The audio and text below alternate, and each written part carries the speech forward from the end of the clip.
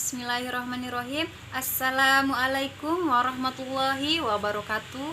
Perkenalkan, nama saya Putri Dini Wulandari dari kelas PGMI 6A. Ibu Budi pergi makan. Perginya makan ketupat. Saya di sini akan mempersembahkan kisah teladan Nabi dan sahabat. Anak Pak RT membeli panci. Panci bolong lalu diperbaiki. Sesama saudara jangan suka membenci, karena saudara harus saling menyayangi. Pulang ke rumah, cuci tangan. Cucinya perlahan-lahan. Dengarkanlah kisah yang akan saya bacakan untuk menghibur saudara sekalian. Dalam sinopsis, sebuah mimpi yang dialami oleh Nabi Yusuf. Dalam mimpi tersebut, Nabi Yusuf melihat 11 bintang, bulan, dan matahari bersujud kepadanya. Dan ia menceritakan kepada ayahandanya, yaitu Nabi Yakub alaihissalam. Kemudian Nabi Yakub memberitahukan kepada Yusuf untuk tidak menceritakan mimpi tersebut kepada siapapun. Akan tetapi, kecemburuan saudara-saudara Yusuf sudah tidak terbendung lagi, hingga mereka membuat rencana untuk melenyapkan Yusuf selama-lamanya. Dengan dalih mengajaknya pergi mengembala, dan Nabi Yusuf pun dibuang oleh 11 saudaranya. Pada saat itu, Nabi Yusuf hanya mengharap perlindungan dari Allah Subhanahu wa Ta'ala. Hadirin yang berbahagia, siapakah Nabi Yusuf? Bagaimanakah kisahnya? Untuk mengetahui cerita selengkapnya, mari kita dengarkan bersama. Al-Kisah bermula dari kasih sayang seorang ayah yang bernama Yakub alaihissalam kepada putra yang amat disayanginya. Laki-laki tersebut bernama Yusuf alaihissalam. Karena kasih sayang yang diberikan Yakub kepada Yusuf secara berlebihan, membuat saudara-saudaranya iri dan membenci Nabi Yusuf. Karena kehadirannya membuat Yakub tidak lagi memberikan kasih sayang yang lebih kepada mereka. Hingga suatu hari, 11 saudara Yusuf merencanakan siasat jahat, yaitu membuang Yusuf ke dalam sumur.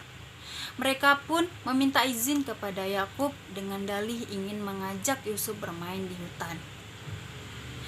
"Tidak," jawab Nabi Yakub cemas. "Aku khawatir kalian nanti akan lalai dan Yusuf dimangsa binatang buas." Dengan berbagai cara, mereka berusaha meyakinkan Nabi Yakub bahwa mereka akan menjaga Yusuf. Dan akhirnya Yusuf diizinkan ikut bermain bersama mereka di hutan. Mereka sangat senang dan melanjutkan siasat jahatnya. Dan dilemparkanlah Yusuf oleh saudara-saudaranya ke dalam sumur, lalu pulang ke rumah dengan air mata. Mereka bahkan menunjukkan baju Yusuf yang koyak dan berlumuran darah sebagai bukti. Kabar berita itu membuat Yakub sangat sedih dan terus menangis sehingga mata Yakub menjadi buta. Qadarullah, Allah menyelamatkan Nabi Yusuf. Hingga suatu ketika, ada kafilah yang lewat dan kehausan lalu menimba air yang ada di sumur.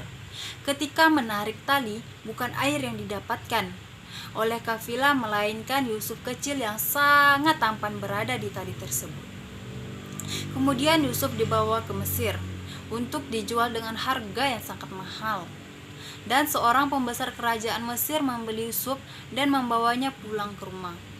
Oleh pembesar kerajaan, Yusuf dijadikan anak angkat sekaligus melayani kebutuhan mereka. Kitfir dan Zulaiha nama pembesar kerajaan itu. Zulaiha tak percaya bahwa Nabi Yusuf adalah manusia, melainkan jelmaan malaikat. Zulaiha pun diam-diam mengagumi Yusuf. Hingga suatu ketika Yusuf digoda oleh Zulaiha. "Tidak, demi Allah, jangan paksa aku melakukan perbuatan tercela ini," kata Yusuf. Bisikan setan membuat Zulaiha lupa segalanya. Karena semakin terdesak, Yusuf segera berlari ke arah pintu keluar.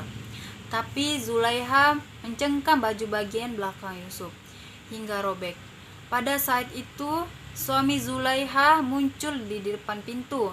Kemudian Zulaiha memfitnah Nabi Yusuf dengan dalih Yusuf ingin memperkosanya, dan Yusuf dihukum mendekam dalam penjara. Suatu ketika Raja Aroyan bermimpi yang sangat aneh. Kemudian ia mencari orang untuk menafsirkan arti mimpi tersebut, tapi tak ada yang bisa menafsirkannya. Lalu seorang pelayan mengatakan bahwa ada seorang yang bisa menafsirkan mimpi tersebut, namun ia berada di penjara. "Panggil orang itu secepatnya," perintah raja. Yusuf berhasil menafsirkan mimpi tersebut hingga membuat Raja Aroyan menjadi kagum, dan diangkatlah Yusuf menjadi menteri. Lalu pada masa kesulitan ekonomi, Yusuf pun bertemu dengan keluarganya yang sedang meminta bahan pangan.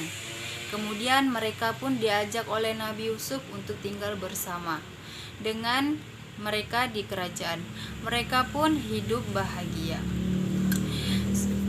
1.2, Zulaiha cantik, Yusuf yang punya.